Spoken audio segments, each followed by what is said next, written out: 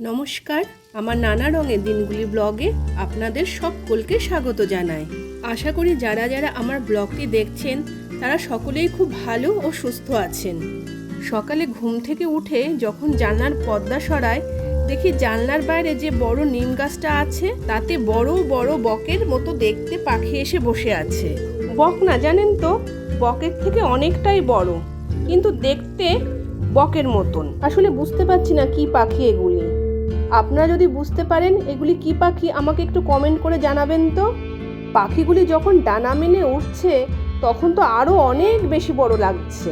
পাখিগুলি দেখতে খুব একটা সুন্দর না, কিন্তু সকাল সকাল জানলার কাছাকাছি এত বড় বড় পাখি দেখতে বেশ ভালোই লাগছে। সারা বছরই এই নিম গাছটাতে বা নিম গাছের পেছনে যে জঙ্গল আছে নানান রকম পাখি এসে বসে, দেখতে আমার বেশ ভালোই লাগে সেগুলি।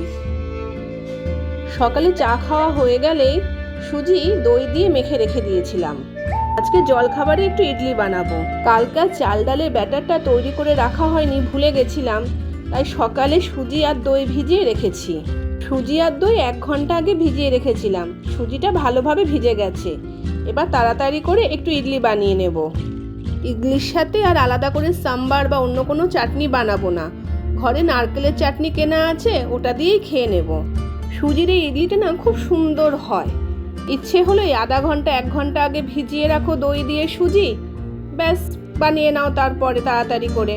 তা না হলে ওই আগের দিন চাল ডাল ভিজিয়ে রাখো, সেইগুলোকে পেস্ট করো ভালো করে, আবার ফার্মেন্টেশন না হলে ভালো ইডলি হবে না, এক বড় ঝামেলা।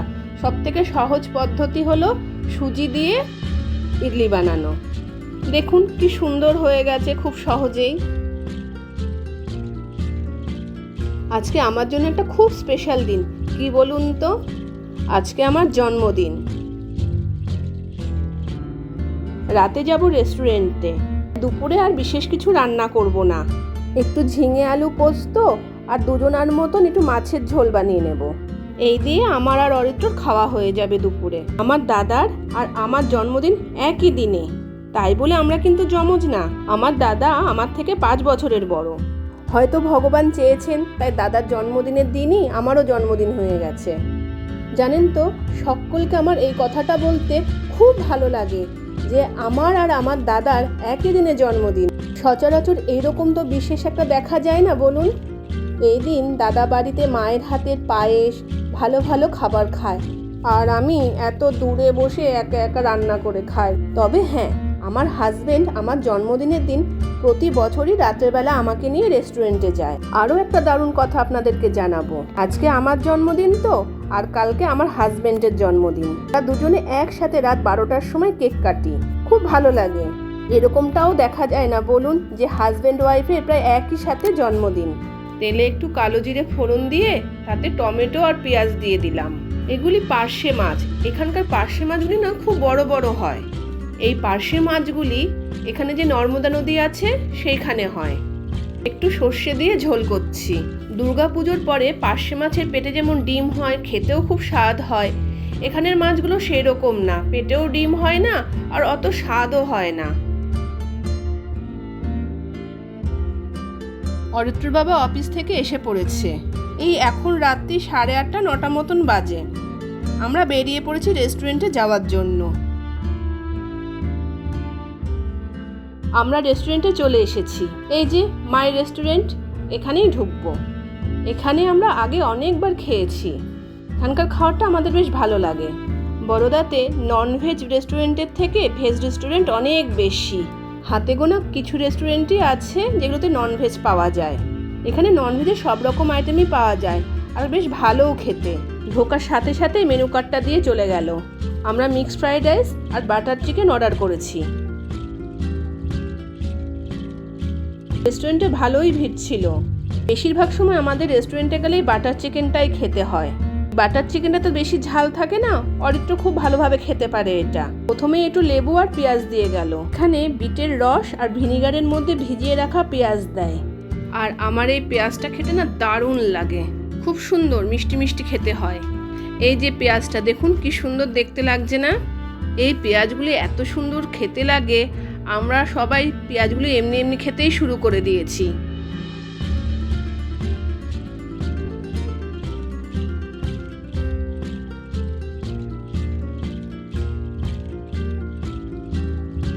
আমাদের খাবার অনেকক্ষণ আগে দিয়ে গেছে, আমাদের খাওয়াও প্রায় শেষের দিকেই। তাড়াতাড়ি খাবারটা শেষ করে এবার বাড়ি ফিরতে হবে।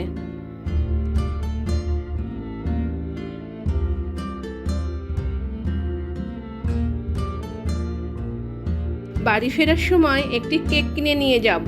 এই যে আমরা কেকের দোকানে পৌঁছেও গেছি। আমাদের ফ্ল্যাটের কাছাকাছি প্রকাশ বেকারি আছে, ওখানেই গেছি কেক নিতে। যেহেতু রাত 12টার সময় কেক কাটবো, আমার বার্থডেও সেলিব্রেট হবে আর অরিত্রর বাবারও বার্থডে সেলিব্রেট হবে, তাই কেকের উপর দুজনের নামই লেখা হলো, তুলি আর রিন্টু। আমার নাম তুলিকা, সেটা ছোট করে লেখা হলো তুলি।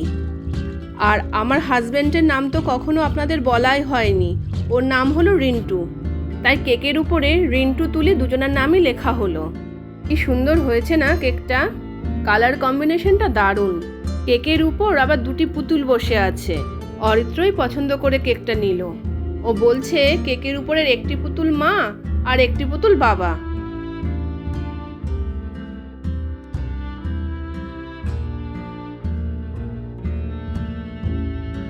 আমরা আবার ঘরে এসে ড্রেস চেঞ্জ করে জন্মদিনের জন্য যে ড্রেস কিনেছি সেটা পরে নিয়েছি। আমরা দুজনেই ম্যাচিং করে হোয়াইট কালারের ড্রেস পরেছি, তবে ওড়নাটা পুরনো। সুন্দর দেখতে না ওড়নাটা, আমার তো খুব পছন্দের। যখন দুয়ারকাতে বেড়াতে গেছিলাম সেখান থেকে কিনেছিলাম। 12টা বেজে গেছে, এবার আমরা কেকটা কেটে নেব। আমরা দুজনেই নতুন জামা পরেছি। অরিত্রও তো ছোট, ওকেও একটা নতুন জামা পরতে বললাম। অরিত্রও আমাদের সাথে ম্যাচিং করে একটা সাদা রঙের জামা পরে নিয়েছে।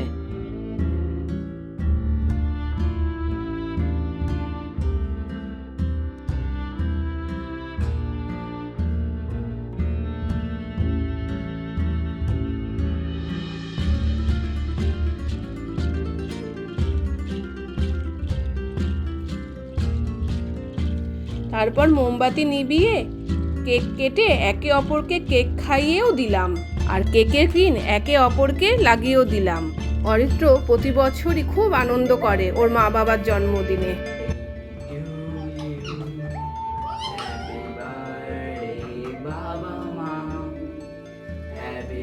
সব বাচ্চারাই তার বাবা মার জন্মদিনে খুবই আনন্দ করে, কিন্তু অরিত্র একটু বেশি আনন্দ করে। তার কারণ হলো এইরকম সাধারণত দেখা যায় না মা বাবা দুজনেরই জন্মদিন একই সাথে, ওই জন্য ওর কাছে এই দিনটা খুব স্পেশাল। কালকে আবার আমি অরিত্রর বাবার জন্য একটু রান্না বান্না করে খাওয়াবো। প্রতি বছরই আমরা দুজন আমাদের জন্মদিন এইভাবেই পালন করে থাকি। আগে ওর বাবা আমাদের এই জন্মদিনের দিন ছুটি নিত, কিন্তু এই বছর ছুটি নিতে পারিনি, কারণ অফিসে প্রচুর স্টাফের পোস্টিং হয়ে গেছে, ওই জন্য কাজের প্রেশারটা খুব বেশি। আমাদের অ্যারেঞ্জ ম্যারেজ হয়েছিল। যখন বিয়ের পরে জানতে পারলাম আমার হাজবেন্ডের আর আমার জন্মদিন প্রায় একই সাথে, তখন ব্যাপারটা ভীষণ ভালো লেগেছিল। কেক খেয়ে শুয়ে পড়বো, অনেক রাত হয়ে গেছে।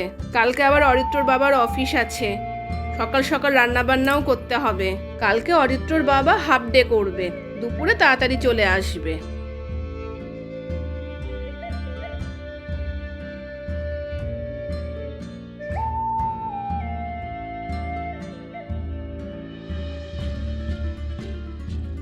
কেকটা খেতে দারুণ ছিল। আমরা তিনজনা মিলে কেকের অর্ধেকটা খেয়ে ফেলেছি।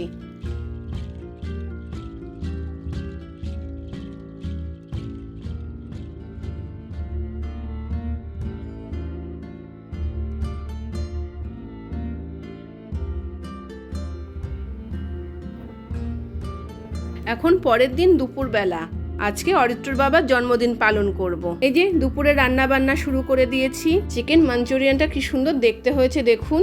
সবকিছু রান্নাই হয়ে গেছে, শুধু এবার একটু গরম গরম কটা লুচি ভেজে নেব, তাহলেই হয়ে যাবে। লুচিগুলো কি সুন্দর ফুলছে দেখছেন, প্রতিটি লুচি দারুণ ফুলেছে। লুচি না ফুললে যেন ভালো লাগে না বলুন। এক ঝুড়ি লুচি ভেজে ফেলেছি, আর ভাজবো না, হয়তো আর লাগবেও না, এটাই হয়তো বেশি হয়ে যাবে।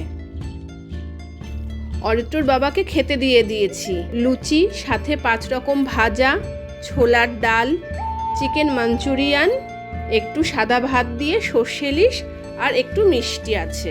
এদিকে অরিত্রকেও খেতে দিয়ে দিয়েছি। এবার আমার খাবারটাও গুছিয়ে নিয়ে বসবো। আজ তাহলে এই পর্যন্ত। সকলের সুস্থতা কামনা করে আমার ব্লগটি এখানেই শেষ করছি। দেখা হবে আবার নতুন আরও একটি ব্লগে খুব তাড়াতাড়ি। চ্যানেলটি যারা এখনও সাবস্ক্রাইব করেননি তারা প্লিজ সাবস্ক্রাইব করে নেবেন, আর তার সাথে একটি লাইক ও কমেন্ট করতে ভুলবেন না। ধন্যবাদ।